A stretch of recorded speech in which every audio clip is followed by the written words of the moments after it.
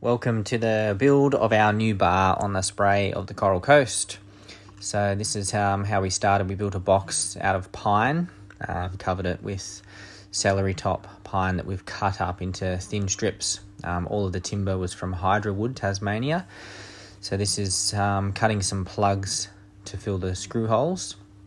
So quite a lot of work goes into the exterior, gluing those plugs in. And as you can see on all of those strips that we've cut down, there's a 5mm space in between them that we've routed to fill with Sikaflex. So a lot of this exterior, I have to give a shout out to Renaud, who's helped with a lot of the installation and cutting of that timber.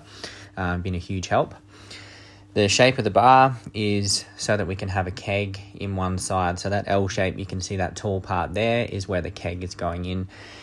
On the interior, we started putting in some foam for the refrigeration part. So we used a polyurethane foam so that it wouldn't react with resins and glues and things like that. That's us pulling some of the tape off from the caulking or the Sikaflex there. So once we fully insulated the inside, quite a lot of work with that foam.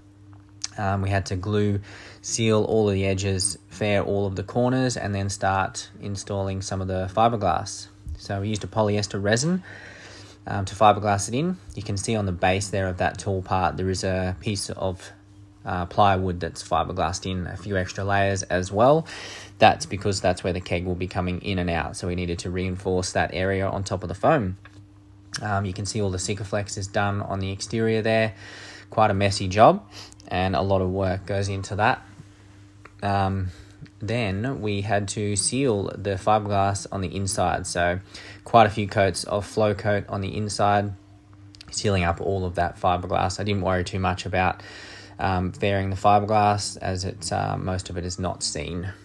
And then the sanding process began on the exterior. So probably about 2 days of work just sanding the Sikaflex. So quite a lot of work to make things look authentic the way we wanted, to keep it in line with the 115-year-old boat. And then we started varnishing. So the varnish here on all of the vertical walls and both lids is a 2-pack Epiphanes varnish. I've always used Epiphanes, I really like it. And that's the bar tap there for beer tap, the Jarraboy beer tap that we installed. So yeah, this varnish Epiphanes 2-pack. I've never used the 2-pack before, but I'm really happy with it.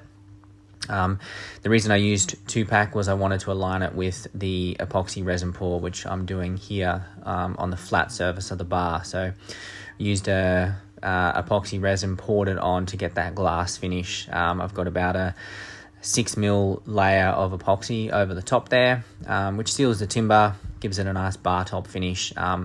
And as far as longevity, gives it a lot of life. Once it's all scratched up or damaged, we can just sand it and re-pour some epoxy over the top. Really happy with the end result with that epoxy pour. So finally, what she looks like in the end, beautiful celery top timber from Wood, Tasmania. You can see the Jarraboy beer tap installed there. The other tap is going to be a water tap, cold sparkling water.